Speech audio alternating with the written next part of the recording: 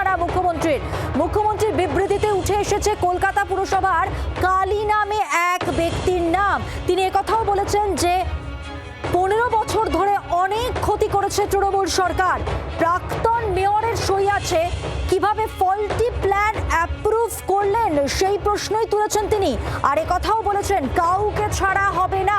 আর যে কালীর কথা আপনাদের বলছিলাম, মুখ্যমন্ত্রী তার বিবৃতিতে বলেছেন, সেখানে তিনি এই কালী প্রসঙ্গে বলেছেন কালীর কথাতেই বিল্ডিং অনুমোদন হয়ে যেত। কালী নিয়োগ হয়েছিল ক্যামাক স্ট্রিটের মাধ্যমে। বিধানসভায় বিস্ফোরক মুখ্যমন্ত্রী। আর কি তথ্য তুলে ধরলেন জানিয়ে রাখবো আপনাদের। প্রথম কথা, তিনি তার বিবৃতির শুরুতেই যেটা বলেছেন যে মৃতদের পরিবারের পাশে থাকছেন তারা। সরকার আশ্বাস দিচ্ছে দ্রুত আরোগ্য কামনা এবং তাদের পাশে থাকার। কলকাতা পুলিশ, দমকল, স্থানীয় মানুষ প্রথমে হাত লাগায় এই উদ্ধার কাজে এবং তারপর সেনা, এনডিআরএফ, এসডিআরএফ উদ্ধার কাজ শুরু করে।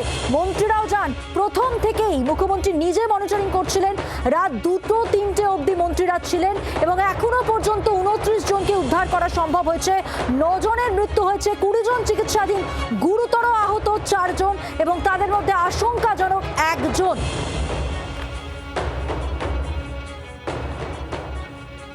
এবার যে বিস্ফোরক তথ্য তিনি দিয়েছেন, জনৈক কালী নামের এক ব্যক্তির কথা উল্লেখ করেছেন, বলবো সেই প্রসঙ্গে কি বলেছেন, শোনাবো। আপনার কেএমসিতে কি হয়েছে আমরা জানি না। আপনার কালীকে তুললে সব বেরিয়ে যাবে। কলকাতা কর্পোরেশনে কালী না বললে কোনো প্ল্যান হয় না।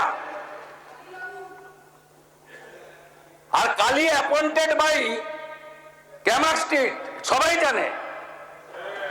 আর এই কালী বাইপাসের পাশে আপনাদের তৃণমূল ভবন বানাচ্ছে 200 কোটি টাকা দিয়ে, আর এখান থেকে টাকাটা তুলে ওখানে পাঠায়।